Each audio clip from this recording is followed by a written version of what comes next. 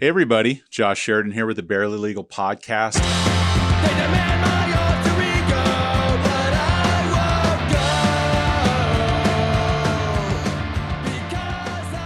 won't go. On today's show, we have one of the luminaries of the local Hillsborough County bar, well-regarded, well-known. Just family law, or do you dabble in some of the other dark arts as well? I do. If there's a criminal part of a case that pops up and it's not too complex, and I know I can probably get them off on a plea deal, Yeah. I'll do that. Right? Too. Yeah. Without too much pain exchange. An easy DUI. Sure, I'll do it. So Nile Brooks is on today's show. I have it's like 6 degrees of separation with him. His name is always spoken and hallowed and well regarded by the who's who of the local bar.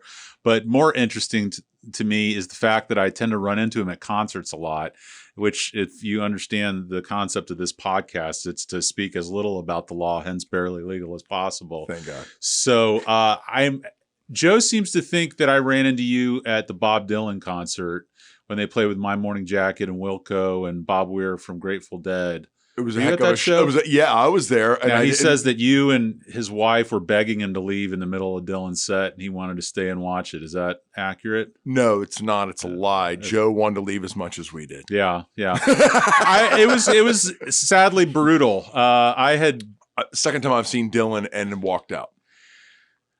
Well, Second he's an interesting character because he's one of the first acts, at least that I can peg, who almost treats the audience as an enemy.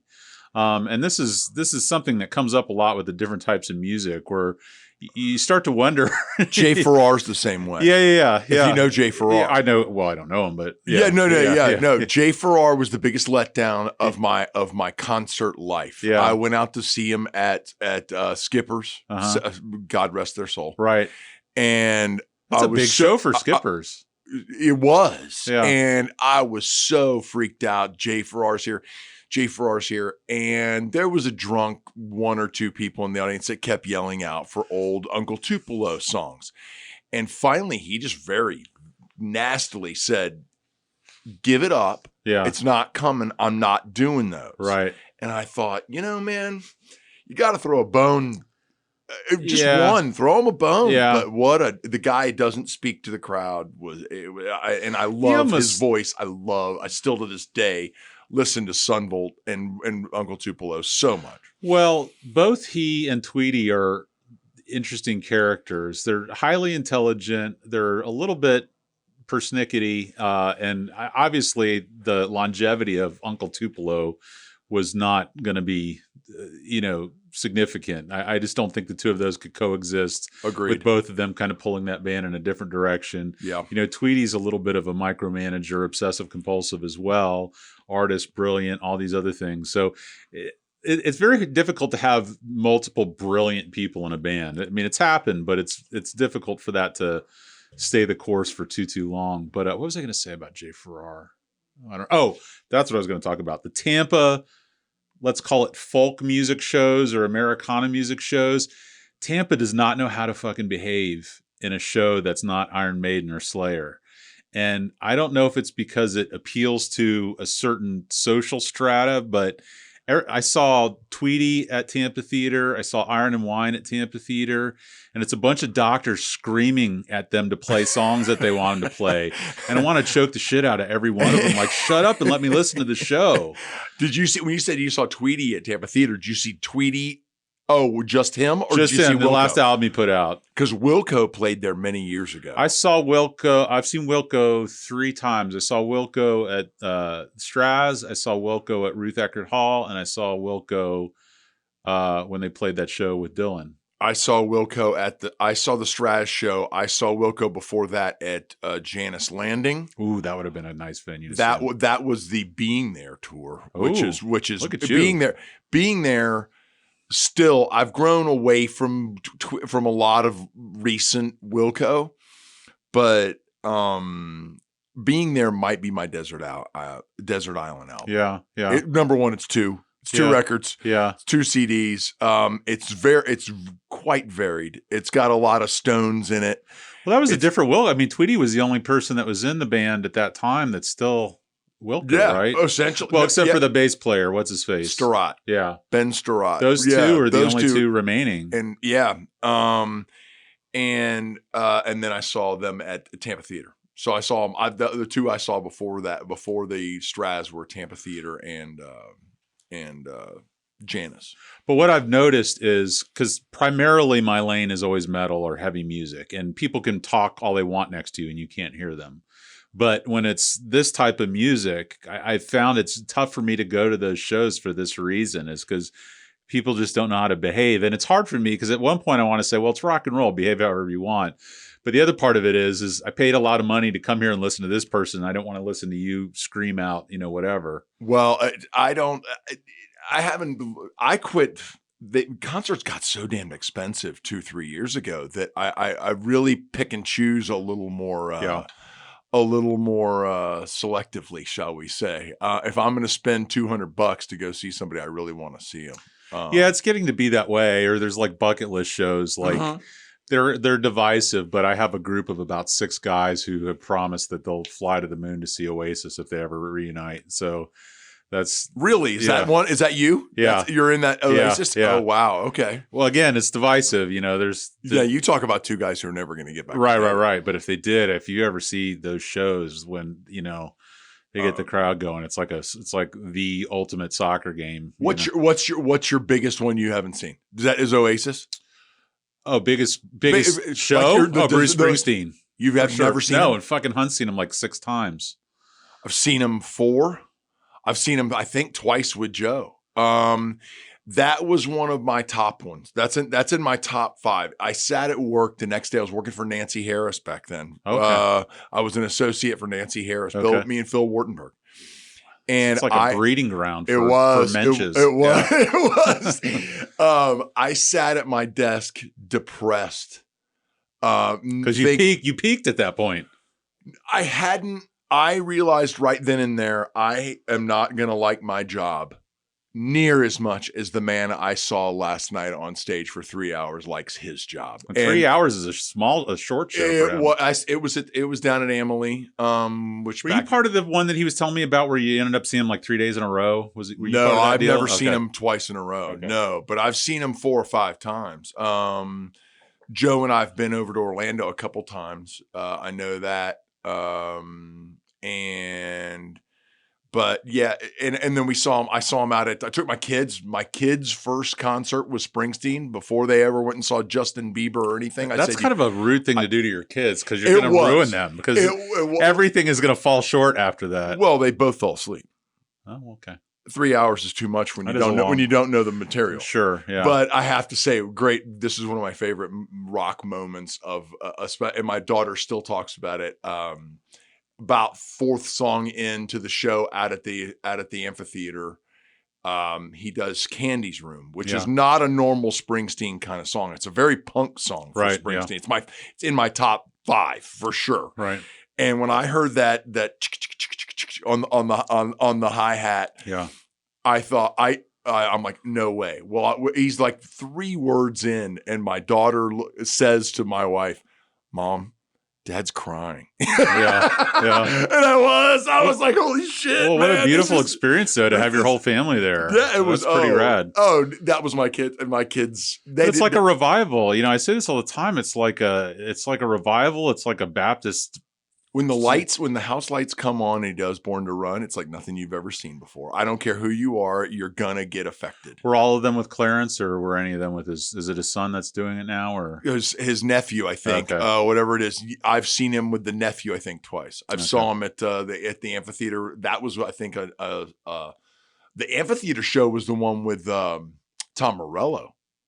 Oh wow. Who smoked Ghost of Tom Joad. Okay. That you need to go online and watch what he does to Ghost of Tom Joad with his guitar. And I'm not necessarily a Morello fan, to be quite honest with you. I'm becoming in a late stage Rage Against the Machine. I always liked their music, but it's kind of repetitive to me. It is, but again, I love bands that can get a crowd going. Oh, and they do. And Oasis is one. The Strokes are one. Rage Against the Machine. I don't know if you ever saw the concert that they did in England, like in 2010. They had been broken up for about 10, 12, 15 years. And there was a competition where it was like America's Got Talent, but it was Britain's Got Talent. And whoever the number one act there was like the number one top of the charts person. They were about to break a record. And this couple decided they were going to try and get a Rage Against the Machine song that was like 20 years old, 15 years old to knock them off. And Rage said, if you get them to do it, we'll come and give you a free show. And they did it. And Rage Against the Machine became the number one single, and they play over there. And they open up with, I'm gonna send you this video. I've never heard of this. They open up with the song Testify. And squillions of people just bouncing in unison. It's just like well, energy. that's like the band you have behind you there. That's like if I have convinced Joe won't do it. Yeah. He will not watch Flight 666, which is to me, I don't care if you like the music, you think people have a misconception about Iron Maiden a lot. They think it's satanic, or they're turned off by the comic strip like character of Eddie, and they think it's juvenile. I have turned 3 other people, not Joe Hunt if he's listening. I really hope he is. He won't do it here. He won't acknowledge it. I've turned 3 other people, 2 of them much older than me, onto that, and they have called me after they've watched it and said, that really was an amazing event to watch, wasn't it? I said, yeah, when you've got people sleeping in the streets for days in advance in third world South American countries, and weeping when it's over because they know their life goes back to hell. Yeah. And they got their 2 hours of Maiden in it, but you watch those, and it's Fear of the Dark, I think, is on that where everybody's jumping around in that bullfighting ring or whatever it is. It just gives you goosebumps, man. Well, and are we ever going to have that again? I mean, does the future hold those types of concerts? Live? I think the last best show I saw was Maiden. But I'm saying post-COVID, can you have those types of shows? Oh, again? I don't know, man. Yeah, I mean, I've seen pictures of people of concerts with social distancing outside. Have you seen it where they're in these little? Doesn't look like much fun. It does not look like. Well, I saw a video or a photo this week of the Flaming Lips. If you know anything about the Flaming they're Lips. a hell of a show. So I saw them at Janice Landing, but they got into a series of albums there where Wayne Coyne, the lead singer, would come out and do a bubble over the crowd. Well, actually, they're going to put the crowd in bubbles, and they show this overhead shot of this arena where each person gets their own bubble, and I have no idea from an insurance perspective how that's going to work, or how they're going to from a liability perspective or what, but leave it to them to try something, as backwards as that. Absolutely. Well, let's talk about you for a little bit, because I do want to circle back around and talk Iron Maiden and heavy metal and new wave of British heavy metal and all that kind of stuff. Where are you from? Here. Tampa? I was born in Atlanta, but we moved here before I was 1. My mother's family actually founded the Sokrum area of Lakeland from Austria. Oh, really? So my mother was born. My mother passed away 4 years ago. What's her maiden name? Bostic. Okay. She's from Plant City. My family's still all Plant City out there. You probably know my wife's family, the Basiglios. They're ubiquitous in Plant City. Okay, possibly. Dairy farms and farmers and all that kind of stuff. Yep, they're farmers out on actually the Cork area. Okay. is where my family's at. Thenodisassa Cork area. Okay, is where they are now. But we still have a huge family reunion up in the Sokrum area of Lakeland, which is not far away. What is Brooks? Is that Brooks? Is my father's name. My father was from Wasp, or are you Irish or Scottish or Catholic, or what's the? My mother's side, it is more Irish. My father's side was more Irish. My mother's side is obviously Austrian. So that's what. But oddly enough, let me tell you real quick. I'll give you the Reader's Digest version of how I got here. My name's not originally Brooks, and I'm not originally a Brooks. My mother married a guy named Roy Brooks, had 3 kids, divorced him. This is a family law story. Sounds like a Florida bar fact. It is, no, it is, because you don't hear this. It's really actually a heartfelt story too. She divorced him, married a guy named Joe Wood. He was the vice president of AMF Voight, the bowling division, Sure, back yeah. in the back in the 60s. I can picture the placard on the hand dryer. Hell yeah, Yeah. man. I was born Joseph Nile Wood Jr. Okay. Okay. Okay. She found out he was a trigamist, not a bigamist. He had 2 other wives Oh, wow. that he was bouncing around the nation, leading a triple life. Divorced him, moved back to Tampa. They'd had me in Atlanta.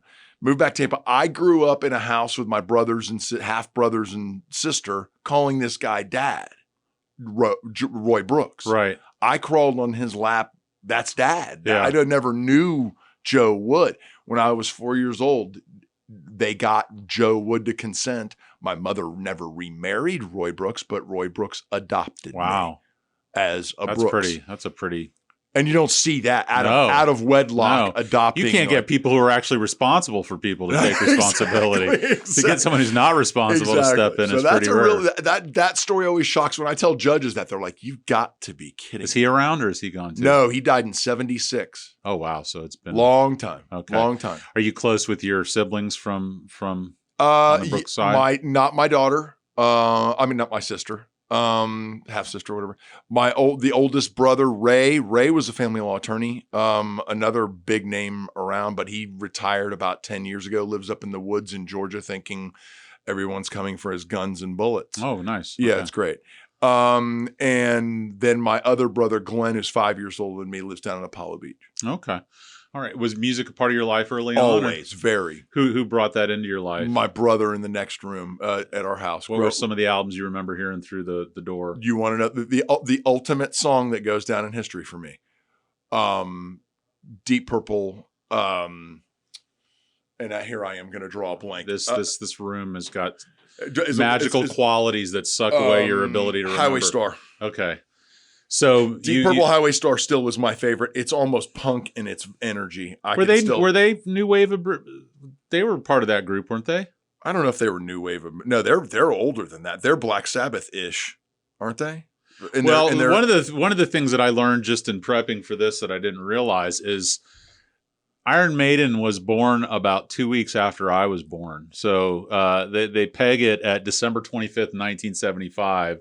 I was born December 17th, 1975. Wow. Okay. So they've been around for pretty much the entirety that I've been around, which is kind of cool. That is very cool. Yeah. I mean, 45 years, 40 I didn't some odd come until albums, Killers.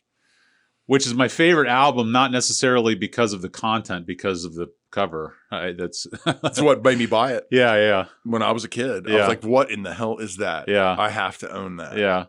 But yeah, so I heard out of the other room next to me, I heard Highway Star. I heard, it was Deep Purple Made in Japan. I heard that. That evolved into Kiss for me. Really? Huge Kiss fan growing up. I had every picture You seen taped them? to the wall.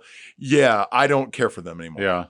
I look back on it and think, why? I mean, obviously as a little kid, it's comic strip, it's madness. It's the cool. WWE of rock Totally. or whatever. Yeah, for sure. Totally, absolutely. I saw them. Love Gun's pretty badass. I still listen to that. To get pumped up. The first 4 or 5 albums are really Yeah. good. Plus, I'm a huge Melvins fan, and they love Kiss. So man, I saw the Melvins in Birmingham, Alabama. I've seen them a couple times And I didn't realize where Soundgarden came from Yeah. until I heard Them. Buzzo. too. Yeah. And I'm like, this is totally where Soundgarden comes Right. from. I was by myself in a Right. bar, in a shithole bar. That's in the guitar Birmingham, sound, Alabama. and Dale was the drummer for Nirvana. So I mean, they're kind of where it all begins. Right. It was, yeah. So I went from Kiss, and then oddly enough, you know what hit me really well? I got into Maiden. Yeah. I got into metal, really much, more. And then I grew up in the 80s, so there was a lot of hair metal in there. There was Dokken, there was Rat. Are there pictures of you with long hair somewhere? Yeah, out there? man. Yeah. There's, not long hair. I did have longish hair. Yeah. So high school locally? Yeah, Berkeley Prep. Oh, fancy. Went to St. John's, and then Berkeley Prep, and then USF undergrad and Cumberland for law school up in Birmingham. Wow. Okay. Now, you let it slip walking in here that you play as well. I do. How long have you played? Since I was 12. So you've been at it since Yeah, man. since getting I owned a into it. Charvel. I was all metal. I was going to ask what your first guitar was. First guitar was a Sakova Les Paul copy because I wanted to be. It was Jimmy Cherry Page? Sunburst. No, I wanted to be Ace Frehley. Oh, okay. All right. That's what Ace Frehley played. Yeah. Was a Cherry Sunburst Les Paul. Then I heard Van Halen. I was a huge Van Halen fan. I'm still crushed. I can tear up talking about that. I was a huge Van Halen fan. We can talk. I would love to talk Van Halen with you at some point, either now or in a minute. And then I learned he played what was called a Charvel, which was an American-made what they call super strats now, which make and then I heard George Lynch of Dokken, who really to this day still just sends chills down my spine. His tone is friggin' phenomenal. Yeah. And I realized Warren DeMartini of Rat played one, and so I had to have one. I got one that was my graduation. Did you have a Firebird or a Camaro, or what did you? No, drive? it was a Strat with a flame. No, what did you drive? 280Z. Okay. There's a whole kind of Datsun 280Z. There's a uniform that all of this stuff. I drove a Datsun 280Z, and so. Bands in high school, bands in college? Band in high school. What were they called? Bands. The first band was called the Bats. Okay. that. I'm still in touch with those dudes. We as a matter of fact, the day Eddie died, we all texted each other. Can you believe it? Can you believe it? After that, I was in a band in college-ish. College, you call it. Called Mama Exhaust. Mama Exhaust. Yeah. That's interesting. What's a derivation of that name? I don't know how we came up with it. We used to play all the local bars, or not all local bars. We used to play Killian's, which was up on Waters back in the day, opening for Walk the Chalk. Okay. I was listening to a podcast earlier this week, and it was the drummer for Obituary, and they were talking about the whole death metal scene in Tampa. And it was funny how much they were talking about Nasty Savage, which is like a local band that like everybody knows who that is. It's not Nasty really... Savage was used, but even better was Sabotage. Well, both of them are discussed in that podcast as kind Sabotage is one of my pet baby bands of all time. Right. The words are insipid, but that's another guy that played a Charvel. And Sabotage is my pet. That's getting you right in the feels. Oh yeah, well that's where Sabotage is where Trans-Siberian came from. I didn't know that. Trans-Siberian Orchestra, listen to Streets of Rock Opera, which is Sabotage, and you'll instantly hear what another situation where I took my kids to see a concert and Daddy cried. Well, this is all Sabotage. I was crying, I had tears in my eyes. My kid's like, "You're crying at a Christmas You'll thing?" never and I'm understand. Like, you don't get this. This is I saw this at the Porthole Lounge on Hillsborough back in the day. Right. Yeah. No, it is interesting though. I have a client who is one of the founders of one of the big four bands locally. I won't talk about it on the show, but so I've been delving into that more and more. Obituary, Deicide, Morbid Angel. Oh, okay. Death, the Death all stuff. that I kind never of stuff. got into the Death stuff. Well, I really like Death, the band Death, a lot. Deicide's not my favorite. Obituary's okay. Morbid Angel, I've kind of getting into a little bit. But what I really like is the history of at music in Tampa, the culture of it, and Morris Sound Studios, and totally kind of how Trans-Siberian bought Morris Sound. Right, they now own it. So, in any event, that podcast, it was connecting all the dots, because at some point in the show I'm asking people, who do you know that can come on, and they're like such and such from Nasty Savage, and I was from St. Pete, so I wasn't that aware. I was aware of Sabotage. I wasn't aware of Nasty Savage, and come to find out they were like kind of the glue that kind of held the area together. I think bit. So. Yeah. So Wilma Exhaust. Mama Exhaust. We played a lot. We played. I was by that point. I was into punk. I'd moved on from metal. Early U2 still stands out in me. If someone asked me what band would you want to be in, oh for sure. I think the first 3 or 4 albums of U2 and the See their energy breath they had. coming out of there. You could see the That's Yeah. I've been asked that question, and that's how I answered it recently. They're all- I'd love to be Bono in early U2. chapped skin and dry hair and Yeah. their breath coming out. It seems like There was a punk element to it. well, that yeah, but it was really like cool. they were going to invade, Switzerland or something. Yeah. And then the next night, it was like it always seemed almost like war chants or something. Yeah, Like it there was. It was. something a little bit more primordial about it. So you get into punk. Tell me I about got your into punk foray. Well, I got way into and still am probably the biggest influence on me musically to this day is Paul Westerberger, The Replacements. Okay, Replacements. We talked, Joe and I, about that. He said, I can't remember which song it was, but it's one of his trial prep Unsatisfied. songs. Okay, so you know what it is. Yep. You guys just play it for each other. We have a man thing. Who started that? You or him? Me. Yeah. I'm a big time Replacements fan. Okay. He was, but we didn't know each other back then, but we're weird soulmates that way. We have a serious problem with Jim James of My Morning Jacket. Yeah. He's a stud. Well, he is a stud. He's another weird one. Well, the Replacements are such a singular bit. Like, I don't even to call them punk. To call they almost kind of occupy their own space. They started power pop. If you Yeah. ask me that way, Yeah. there would be no Green Day. There would be no Goo Goo Dolls. Yeah. That's all where Replacements came from. Only Paul Westerberg was much nastier about it. Yeah. They were their own worst enemy. If you've never seen the video of them on Saturday Night Live, it's an epic rock moment where they just they got kicked off. They were told never to come back. And I think they're not the prettiest, best performance, but it's rock beauty. Well, I love that stuff. In its badness, it's beautiful. Well, that's my bag completely. I love it when like the drummer's breaking the drums and someone like breaks a guitar string and the singer's fighting somebody in the crowd. Like that's when I'm feeling it. But there's all those stories of Saturday Night Live. There's when Belushi puts Fear on Saturday Night Live. There's Elvis Costello when they tell him not to play. Was it radio or whatever? And I even love when the Beastie Boys ended up doing it. And did you see Jack White last week? I did. It's out. I thought it was fabulous. Yeah. I thought it was that's some of the best rock and roll live I've seen in a while. He can just. I didn't want to like him until I saw him. He's very easy to not like, but unfortunately, he's just touched really by is, God. I agree with you. Yeah, he is walking, talking rock and roll. When you see him perform, you're like, okay, now I get it. Yeah, that's not. He You clearly can't learn lives in what a he freezer does. or something because he needs some sun. But Yeah, that's his a different pallor story. is he's kind of pale but I suppose he's got a temper, but like he gets into fights with people.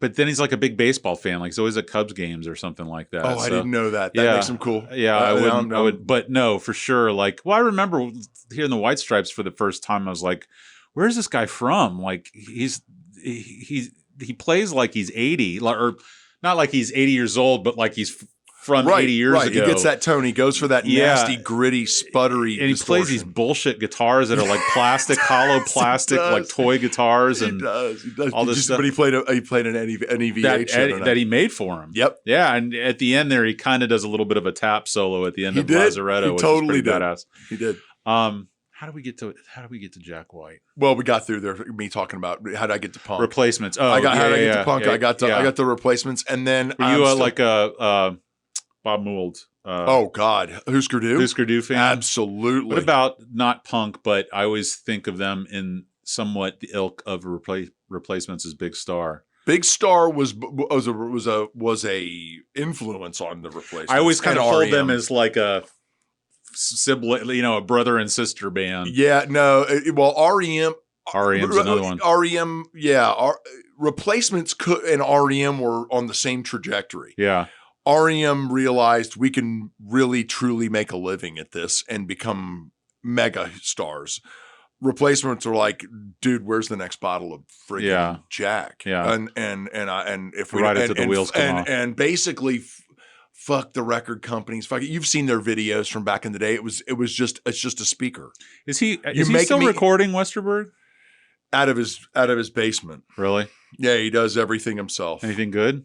Yeah, it's all repetitive. Yeah. I like it. I'm a complete fanboy, so he could shit on a friggin' I get that. I love it. Yeah, Right. it's at times I think it's he could do a lot better, but Yeah. He is who he is, and it is, and he did, he got caught up. He did that. He did He's doing a bunch of Cameron Crowe.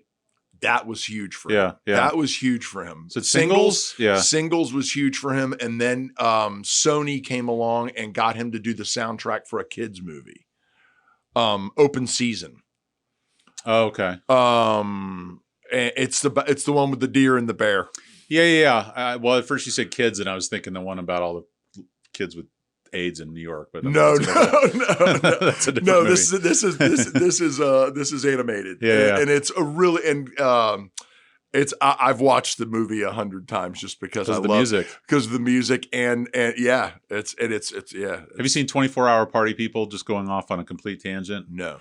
So it's about the Manchester scene in England with Joy Division and wow. Happy Mondays and I got into New Order. Yeah. I was a New Order guy. Well, Coogan is the main character in it, and I could watch him just, drink tea and talk shit all day long. So, totally. So that's a good one you should check out. Well, let's go back to Nile Brooks for a minute. So law school, you get out of law school, do you go right to Nancy, or do you stay No, attorney, my brother was public doing defender? it. No, my brother was doing it. My brother was practicing family law. He didn't want me to go to the state attorney's office. He felt like I would get too into it, and I think he more importantly, he wanted a slave. Okay.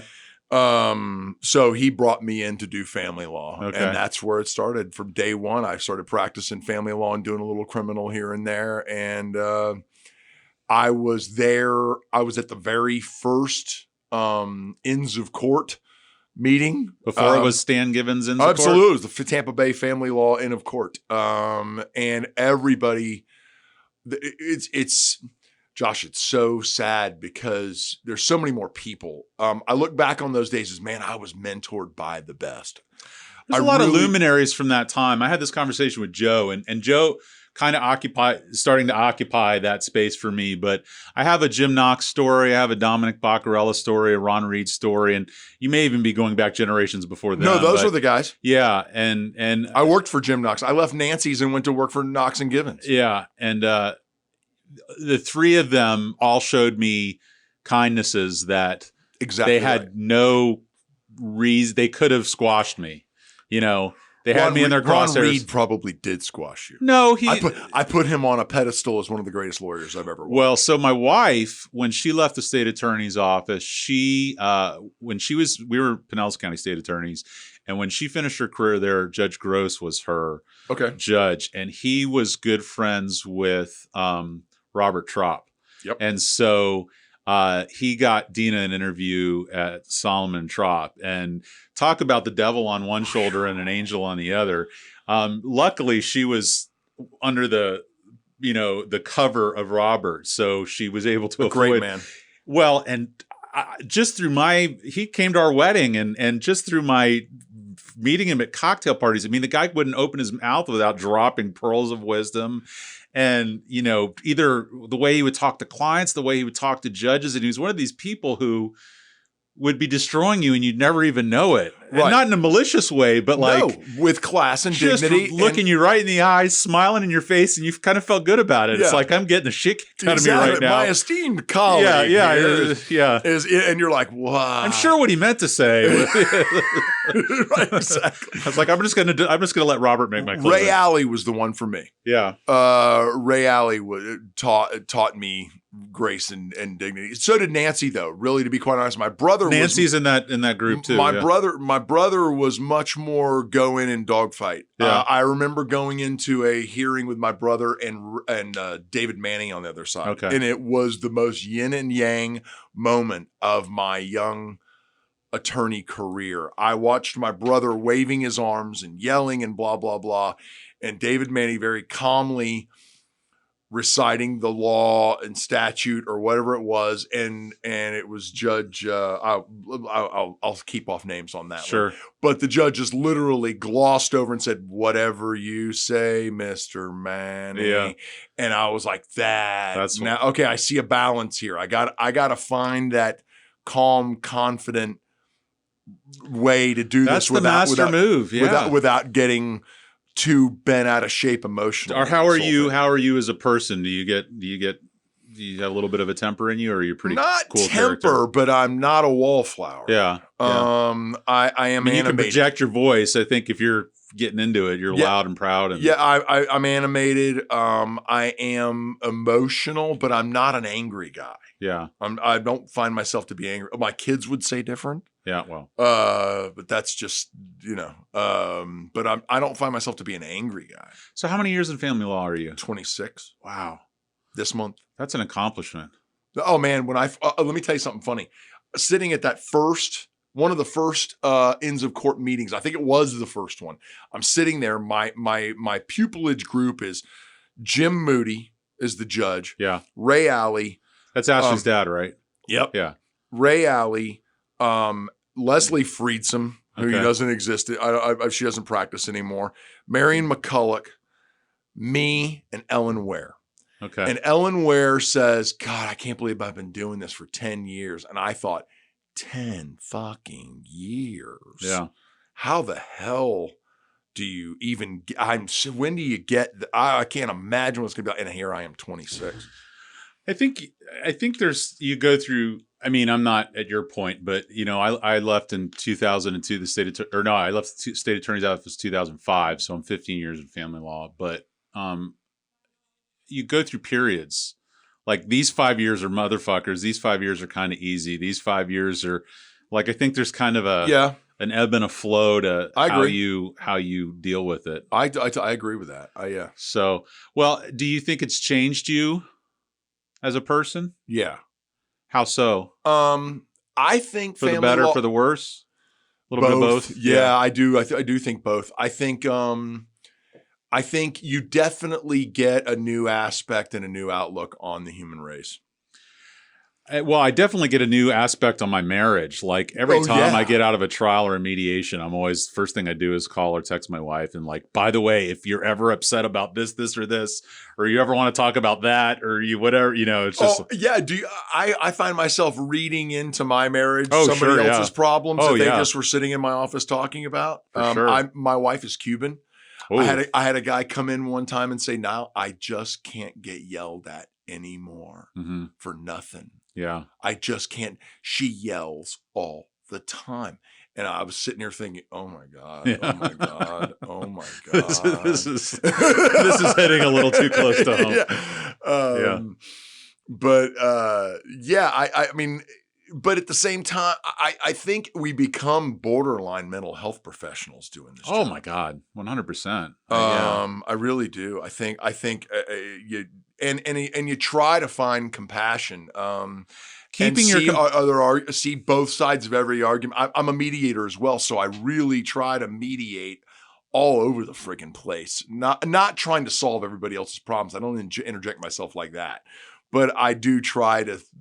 The vector of different things. People's perspectives on an issue. Yeah, absolutely. Yeah, because that's a great way to put it. Yeah, the one that kills me, and so I lost both my parents in the past 2 years, both of them to cancer, and I sat bedside with them with every doctor's appointment where their questions went unanswered. The doctor didn't have time for them. The doctor wasn't appropriate with the bedside manner and the types of things. And however, as not to say I'm a doctor, but when I'm dealing with clients a lot of times and what effectively is the biggest life event they've experienced up to that point, I find myself getting impatient with them. I find myself getting frustrated with them, angry with them, sometimes distrustful of them. And there's this kind of battle in my mind between being, empathetic and compassionate and being burnout, frustrated, and just kind of resentful of. Just today, I have a client with very clearly profound mental issues. Yeah, yeah. And she'll call, we'll speak, and then she'll call 3 more times with things she forgot the first time. And yeah, I just what you're saying, I went through about 2 hours ago. Right. Like, man, sweetie, you're right. And we'll get to that. I promise. Yeah. You gotta like stick your thumb in your leg or just something, somehow feel it. Well, and then the other part of it is, so your kids are how old now? 16 and 18. One just graduated Gaither. One is still at Gaither, gonna graduate a year early. She's really jumped on the credits and getting out early. Are they both in your house? Or? Yeah. Oh yeah. So Well, they're older though. Like when you come home, do you get it from all angles, or do people really not even care if you come No, anymore? the phone the technology has completely screwed up that whole idea. I come home and barely see them. My daughter's either gone. My daughter's very social. My son is very introverted. They're completely opposite ends of the spectrum. My Right. son doesn't come out of his room. My daughter's never home. Yeah, I walk in. My daughter wants to go for a bike ride, and I'm like, I'm exhausted, and it's hot as shit, and there's insects everywhere. My son he's 2, so he's all about daddy, just That's climbing cool. up me, all that. My wife, we're doing landscaping in the backyard. We have a rental house that we've been doing some stuff to, so it's, hey, I got this estimate, I got that thing, and I just get to a point in my day where like, can I just not make a decision for 5 minutes? Can it not rest on my I said this yesterday. thumbs up or thumbs down? I said what you just said on my way home yesterday. Can I not have to be the guy that makes decision about what we're having for dinner tonight? Yeah. Please, I've done enough decision making. And I don't know if that's how I am just normally, or if this job has made me more that way, but literally 99% of the questions my wife asks me, and I want to be present. I want to be a part of the marriage and participate in conversations, but literally it's like, I don't care, whatever you want. I don't care, whatever you want. What color paint do you want this? I don't care, whatever you want. Do you think that carpet looks good? Yeah, sure. It doesn't whatever matter. Purple's cool. I literally go to my therapist. It's like, if I could have 1 hour a day to just watch Netflix or listen to music and not. I've started walking. Yeah, well, that she would support, because my weight is getting a little bit out of control. I've dropped 55 pounds in the last year and a half. You look good. Just intermittent fasting. I was doing that. If stopping eating at about 3:00 for the rest of the day for me, because I get wicked reflux when I go to bed after eating a meal. So I think I would eat between 10 and 3. I do the 12 to 8 thing. And that has helped. And I walk. And where the walking helps is I put in earbuds. Put your headphones on. I put on Pandora Replacements radio, and I go. Get after it. And I'm out for about an hour and 15 minutes is my walk. That's smart. I gotta paint it as exercise. As yeah, man. It's all in how you sell it. You're welcome. All right. Thank you. Well, I would be remiss to wrap up the show. We're not at that point yet, but to even remotely indicate that we're at the end of the show without talking to you about Iron Maiden. But before we do that, just briefly, since it's timely, Van Halen. So let me kind of put some talking points out there just so that you don't have to come at it blind. But Van Halen, again, like the Replacements, I don't think they belong to any type of music specifically. They oftentimes get painted as hair metal or as because Dave had great hair and Eddie had great hair, right? But so I saw it was a meme the other day, and it says every Van Halen song sounds like a dog with sunglasses on, and you have to think about that and paint the mental picture of what that looks like, but. Something kind of tongue-in-cheek, fun, stupid, lighthearted. There was swing. He's known as a virtuoso, right? Everybody wants to be able to play with the fluidity and the speed and the tapping and everything that Eddie Van Halen did. When you listen to him, I said this to a buddy of mine who's a generation behind me. He's like, man, I never got into them. I know they're big songs, but I don't know anything about them. And I sent him 3 songs. I said, listen to the rhythm guitar. It's got swing. There was a vaudeville vibe to them. He's got swing to his rhythm guitar that nobody has. Yes. And there's just a couple things about it. Well, one of the things that I've always kind of heard about, but it's interesting to me. He always seemed very lighthearted. Both he and his brother on stage, very happy. But you hear about their childhood and them coming up as half Netherlands, half Indonesian, and the racism that they faced, and they were like refugees for a while. Yeah. And you would never guess any of that from watching them. That guy, that happy guy. Yeah. Who you see smiling and jumping around all the time. Always smiling. Yeah. Always no, smiling. In the past week, it's all these clips, and I watched the one when Valerie Bertinelli hosted Saturday Night Live, and he's playing with G.E. Smith. Having a ball. Just having a ball, smiling and dancing, and just... I watched the G.E. Smith story of that afterwards because I hadn't seen that in so long. So there's a whole thing of G.E. Smith interviews on YouTube. Is he still alive? Oh yeah, I don't know if he's still alive, but he did a huge interview. He does an interview about his whole career on the show, being the band leader, and that's a great story because they didn't. I don't think they had a musical guest or whatever. And she was on, and she was like, "Well, I can see if Ed wants to do it." Yeah. And he's like, "Sure, I'll do it." So he just came up with this riff, and he said.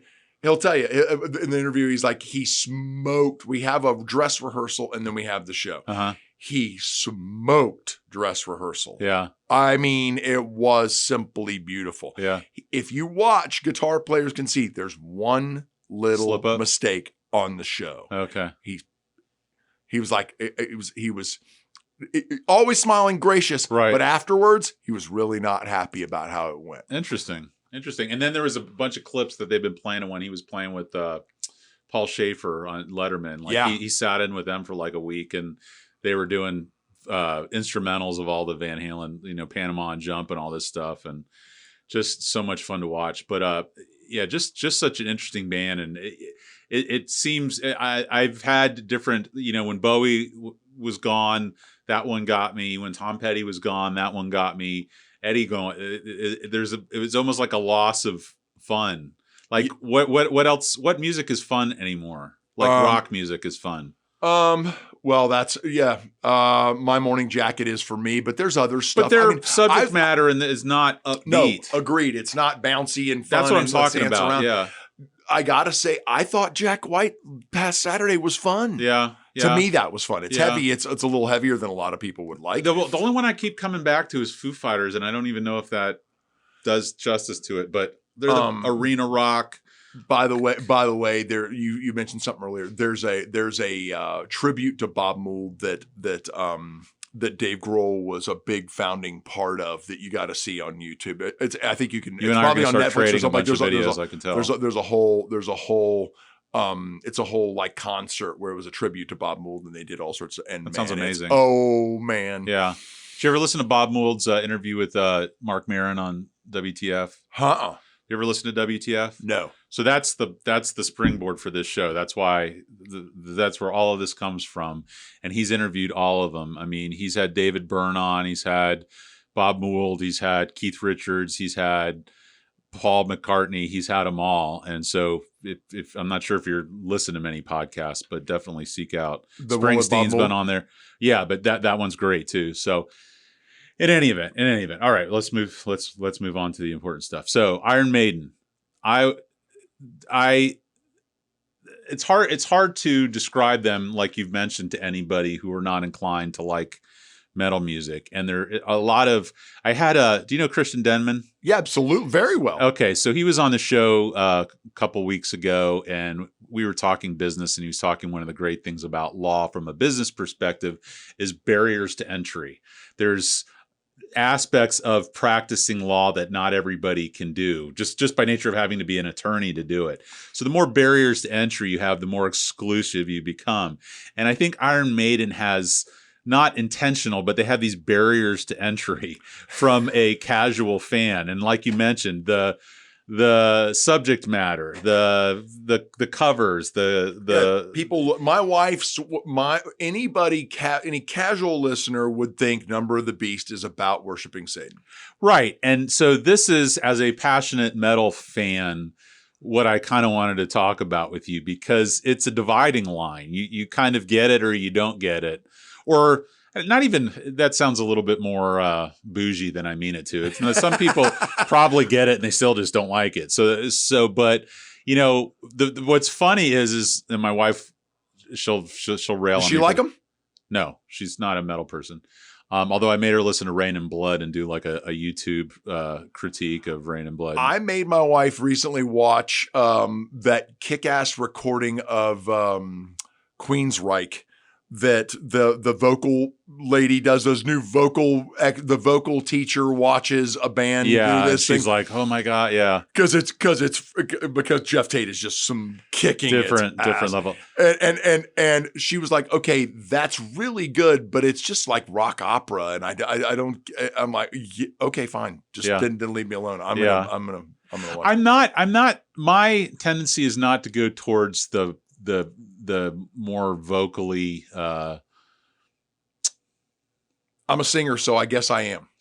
I don't mind it. I like it, I but can't do Cookie Monster vocals. I can do across the board. I mean, if I'm to pick a type, it's more of the Ozzy nasally type of thing. Dio? Sure.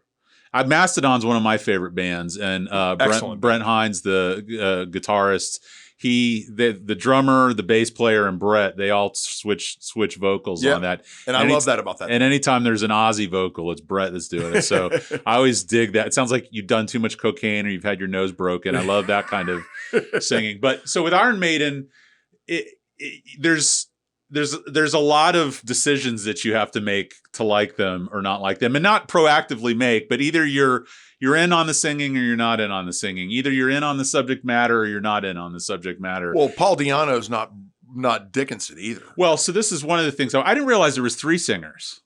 There was one in the middle. I thought there was one before Di'Anno for like. Oh, was really there? And then quickly. there was that middle, that Ripley guy. Yeah. When so there's Dickinson Paul left. Day or something. Okay, I did not. Then Okay, now Di'Anno. you got me on that. And well, it's only because I looked it up before you came in. And then I didn't know, but Di'Anno was like he was like circling the drain. He's like the Keith Moon of singers. Like he was just everything he could stick in a hole in his body. He was doing it. I think so. But what's wild is, man, when you listen back to them, and they were on a trajectory with Def Leppard. Yeah, it was them and Def Leppard with On Through the Night. Early Def Leppard is fabulous. I don't care. Def Leppard is fabulous. Love Bites. I'll jam that out all day long. I think Paul Di'Anno sounds a lot like friggin' Joe Elliott. Okay, back in the day, I can get behind that. Early, like they kind of had this. Def Leppard was right in my wheelhouse in 8th grade, 9th grade. I mean, that On Through the Night was phenomenal. Yeah. So was High and Dry. Yeah. It's amazing stuff. So Di'Anno, did they kick Di'Anno out of the band though for drugs and everything else? Yeah, right? he was. I think it was. I always heard it was Blow, but if you're hearing more than Blow, I always. No, that's what it was. That's what I heard. He was just couldn't. Like he couldn't show up for a show, couldn't show up for anything.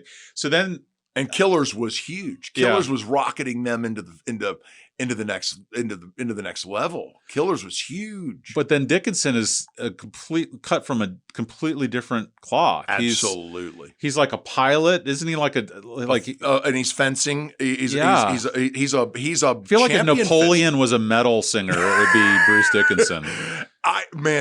Do you wish when you watch like Flight 666, the movie? I always think every time I watch it, God, if I could run around like that at 60 years old. Oh my God. He's an amazing. He doesn't look. No. And I don't think they party that much. At that age, it's tough, man. Can you imagine? I think they do a couple beers afterwards and that's about it. I don't think those guys, I always thought it was too complicated to do drugs and play that music. But I know for a fact, well, can I say a name of a band? Alex Lifeson performed stoned 99% of the freaking time. Like weed or what? Weed. Well, yeah. I mean, some people they need that to function, Right. So I could see that. But I mean, you look at like Lemmy. I wonder how much of Lemmy was show and how much of it was his actual life. There's a documentary from a few years before he died, and it was kind of a bummer, man. Like it was where he lives, and he goes down to the corner bar and plays like the Lemmy, solitaire that's a machine. sad movie. I watched that. Yeah, he's like cooking up hot dogs on the frying pan, and goes down to the bar and he's playing the slots or whatever. I was just like, and hoping for a prostitute. Yeah. Brilliant and amazing artist. I wasn't into them when they were doing it. I came late to the Motorhead game. Well, did you ever get into the Hawkwind scene, like the whole space rock deal? No, because that's a whole other rabbit hole you can go down. That's pretty amazing. No, I've never done. I know he was of Hawkwind. Yeah, but I don't. I know about Hawkwind. I've never listened. There's to a whole noise rock scene now where that like Space Ritual or whatever is like the Bible to like the OCs and Frankie and the Witchfingers and Ty Segall and all these other bands that just. Well, back to Maiden. Yeah, my first album was Killers. Best again, my favorite. So but then right afterwards, I think I got Killers. I bought it at a record store on Kennedy Boulevard. I think it was called Asylum back in the day. Oh, for sure. Wait, Kennedy here? Kennedy Boulevard. Okay, because there was an Asylum over in St. Pete. There is, and I don't know that it was Asylum there. It was a sister store, and I tried to come up with that name before I got here today because I knew that Gabe Echazabal, who's listening, he'll know it for certain. Is it the one across from Plant High School? No, on Okay. Kennedy, across kind of from what used to be Lindell Honda or whatever like Kuhn that. or whatever. Yeah. Yeah, it was in there. It was in one of those, Jordan Jenkins' office, probably. right. It's down the way a little bit from Jordan's office. It was in there, and I rode my bike and violated all family rules crossing Kennedy. Oh yeah. Because I lived near Swan Circles where I grew up. And I bought. I'm surprised you're still with us. It's like 6 Killers. lanes of hell. I bought Killers. And On vinyl. On vinyl. Hell yes, on vinyl. And just fell in love. Turned all my buddies onto it. Like, you got to listen to this, listen to this, listen. And then, but it was right shortly after that Number of the Beast came out, and I wasn't all that. I mean, sure, there was a new singer, but it wasn't as huge like Van Halen getting Sammy Hagar or something like that. It wasn't. Was Bruce known at all when they got him? I don't think so. He was in what was the show? What was the band? I forget the band he was in. Yeah. It was called, I want to say Manson, but that's not it. Okay. It was, I forget what it was called. But I didn't know anything about him. But then Number of the Beast is my favorite. Your favorite album? Yeah, of theirs. Because I was going to ask you your top 3. I want your top 3 albums and at least your top 5 songs. Of Maiden? Yeah. Number of the Beast, Killers. It's a toss-up between Somewhere in Time and Peace of Mind. I know a lot of people love Peace of Mind. Peace of Mind probably, but and I skipped Power Slave for some reason. Power Slave, and I hear Seventh Son of a Seventh Son get brought up a lot in top albums. Right, but I don't have them. Yeah. I skipped Power Slave, and Power Slave has Rhyme of the Ancient Mariner, which is epic. Yeah. But I would say it's definitely Number of the Beast, Killers 1 and 2. 3 is gotta be Peace of Mind or Somewhere in Time. I loved Somewhere in Time. I was shocked by how good it was. It came out, even though it has synthesizer-y guitars on it. Yeah. It's fabulous. It's really good. I love Somewhere in Time. Can you give me 5 songs if you were to make a mix? Of them? Yeah. Okay, if you're under ready? or over by- The Unsung Hero song. I hope a lot of people are listening because I have a lot of buddies that agree with this. I got 7,500 downloads today. That was this. my. This is the I think the most unheralded song of their entire repertoire. Okay. Still Life Okay. on Peace of Mind. Okay. Love Still Life. All right. I listened to it yesterday when you and I. I was just going to ask if you're still listening to this music. Oh hell yeah. Yeah. You're in your office. You got it playing in the background? No, I don't play music when I'm working. I can't. It distracts Really? me. Yeah. Distracts me. Oh. Yeah, I know, man. I know. brutal. It shocks a lot of people. I Yeah. don't. I can't have music going. It's because you love it so much. I focus in on it too much, Yeah. and I get distracted. I'm way into the words and what's going on with the music. It throws me off. Okay. So Still Life, Number of the Beast is just a fabulous song. It tells such a cool friggin' story, and it's so movie-esque, so Still Life, Number of the Beast. I have to say, one of the best songs. I didn't know about this song until Flight 666. Fear of the Dark is awesome. Okay. What a song. Okay. It's almost like Number of the Beast, and it's I'm walking around in the dark Yeah. and someone's after me kind of thing. Yeah. So Fear of the Dark, especially we're watching those sea of 200,000 people Right, jumping up and down. right, Fear of right. the Dark, and everybody's jumping up and down. So that's 3. Killers. Okay. Killers, yeah. And then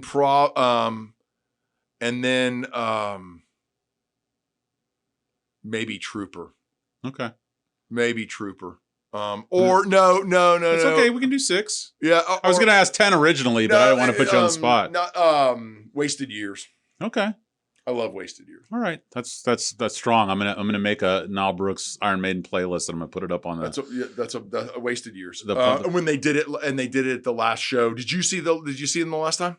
I've never seen them live. Get the No, out. I have not. And Ghost I've never opened. seen. I've never. And Ghost, Yeah. I didn't want to like Ghost. Ghost put on a good show, Yeah. man. Ghost is entertaining. Yeah. They're the heir to this theatrical throw. But I have pictures of every song. Really? Because they change set every single song. Right. My 14-year-old daughter, she was 14 at the time, I was texting her a picture of and she was like, "You are so lucky." Because the sets are just the It's an event. It's an event. It's like a ice capades or something. Yeah. Exactly. Nobody puts on a show like Iron Maiden to this day. in this day and age. Okay. My With the first theatrics. show, my first two shows were Steel Wheels, Rolling Stones, and At Tampa Stadium? yeah, and Pink Floyd Division Bell, I think. And so talking about I was no a one puts I was on a roadie for that show. really. Yep. At Orlando. So talking I about put no the one. pig and the bed away. Oh dude. yeah, and then Brown Sugar, whatever, or whatever they had the two inflatable hookers, Rolling No, Stone. I'm talking about No, Floyd. I know, but I'm just saying. Yeah. We're Yeah, talking yeah. inflatables now, Right. so you were saying no one puts on a show like them anymore, and I probably agree. But back then, those were my Yeah. first two shows, so not Absolutely. quite seeing Springsteen my first show, but as close as What's you your could three get. favorite best shows you've ever seen? My three favorite shows I've ever seen, if I were just rattle them off quickly, would be Butthole Surfers at the Florida State Fairgrounds. Neutral For energy? Was it for just pure? just plain insanity, just insanity. Just it was like I went through the looking glass and like I was on. I didn't take drugs. I wasn't never a drug person, but I literally felt like I had gone through some kind of a time warp into some other world. He came out and he had his hand lit on fire, sang the whole song with his hand on fire. He had no shirt on and he wasn't a gym rat. He had like love handles and everything. He had a bra on his head and he had a 12 gauge shotgun and he was shooting blanks out of it at beach balls over the crowd as they were playing. And That's awesome. yeah. And I mean, like none of that could ever happen. No. Ever again. So that's one.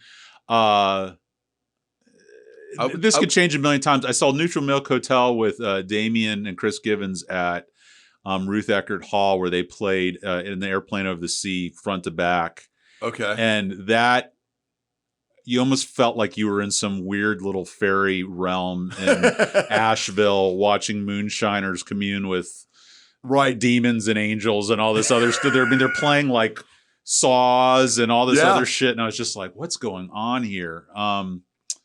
I saw Wilco by myself at Strat. I went by one of the most brilliant things I've ever discovered is going by yourself to a concert, I agree. especially if it's devoted seating. Because you can get up really close because there's always that odd man seat that someone doesn't buy and you can find. I was at that show. It was a great show. And when you don't have to worry about someone else enjoying themselves and can just fully commit to enjoying it on your own. That is a great point. That was another one. Is my wife having fun? Exactly. And, I remember I took my wife to see Radiohead in West Palm Beach. And the whole time I was like worrying about her. She came to Iron and Wine when I saw it with Damien and I was worried about her. And, I just, cause I'm an empathetic, I want everybody to be having fun. So Me too. if I'm by myself, I can just get in the zone. So I could change that a million times. I mean, I saw Mastodon and Run the Jewels in Atlanta at the PBR Fest where I was like standing basically on stage. So I could go on and on. But then Rolling Stones, Steel Wheels, first show ever. My parents sent me with this huge fucking cooler filled with Gatorades and sandwiches and waters, and they dropped me off at my friend's mom's house, and she's like, what do they think you're doing? Like, we're just going to a show. Like, literally, they gave me enough food to survive for like 3 weeks. So, but anyway, I appreciate you so much coming by. Obviously, I could have you back on to talk music forevermore. Absolutely. Any other big shows for you besides Springsteen? I mean, what are top three? Top three shows? U2 84, 85, which was Unforgettable Fire at the Sundome. That's a local legendary show. Yeah. So it was truly it was one of those, I hate to say it, it's cliche, religious friggin' moments. We walked out, people were like, man, when they did, I'm like, shut up. Don't say it. Your words cannot convey what I just saw. Right. That was just let insane. It be. My second one is going to be like your Butthole Surfer show. Okay. Jane's Addiction at the Masquerade on the Nothing Shocking tour. On the Nothing Shocking tour, and it was Gasparilla Saturday, Jane's Addiction Sunday. That's a and the energy tough weekend. It was, and the energy in the Masquerade was riotous. Like you felt like something is gonna happen here. Yeah, I had to put my girlfriend, now wife, up on the bar to get her out of what was happening. Yeah. And right after I did, this girl comes off the dance floor It's just a madhouse. What's going on? Everybody is pushing and shoving, and it's intentional. They've been drinking for 48 hours and every kind of yeah. This girl comes off the dance floor in a bra and a skirt and Doc Martens and just punches me in the back. Oh. Right, but a punch to the back is nothing. Yeah. So I grab her by the neck and put her over the bar and say, "We're not going to do that again, are we?" Yeah. You know, that's my second one. My third one. Ooh, wow. It's either Replacements at the Cuban Club, or that first My Morning Jacket show where I saw them at House of Blues in Orlando was an eye-opening experience. That was before Jim James had back surgery, so he was a dervish then. He used to do those. Yeah. He would always do those. You know, he was constantly moving around and throwing his hair around and playing and wailing around, and that's pretty friggin' huge. Do you know Greg Baker? He owned the refinery and Fodder and Shine. Oh, okay. No, I know of him. I do not. So he was here last week. He and Joe know each other, and he saw Iggy Pop at Tampa Theater. Oof. I think he said it was Black Flag at the Cuban Club. Oof. Yeah, I think I want to say it was he didn't see this, but I'm aware of it. My wife found the concert poster. I think it's a Red Hot Chili Peppers at the Hub. Ooh. Yeah, and then where was it that Zeppelin played? Was it like Zephyr Hills or Lakeland or something like that? I always hear about this show. I know, no. You got to look it up. And like something happened, like it got canceled halfway through because of weather. And no, that was Tampa Stadium. My brother was there. That's what shut down concerts at Tampa Stadium. Rain came. Okay, well then those down. are two different shows, but they did play a full show, and like there used to be a really big venue in like Zephyr Hills or Lakeland or something. My Replacements at the Cuban Club, they played the band shell, and my buddy, they had the bar is the outdoor. It was the outdoor bar, and the beers were in a cooler right over the edge of the bar. You know, they slide the top open and grab you a beer. Well, we figured out if my buddy could get to the other end of the bar and stand up on the bar and create enough of a ruckus, a distraction, we could just fire beers back. Yeah. And I think we must have, I'm admitting on the air, we stole so much beer that night. Oh, yeah. Because my buddy would just get up on the bar and start dancing. Yeah. And the bartenders would run down, take care of him, and we would just funnel. That's brilliant. Beer. Oh, it was hilarious. There's a YouTube video of two guys that figured out they could put those neon security vests on and pretty much just walk around any concert. I thought that was kind of brilliant. Well, I can tell, hopefully, if you're up for it, I would love you to be a regular on the show because I could talk concerts and bands and albums till the cows come home. Totally, man. I appreciate you asking. This has been great, Nile. Thank you so much. I appreciate you coming in. Thanks for asking. All right. Love it.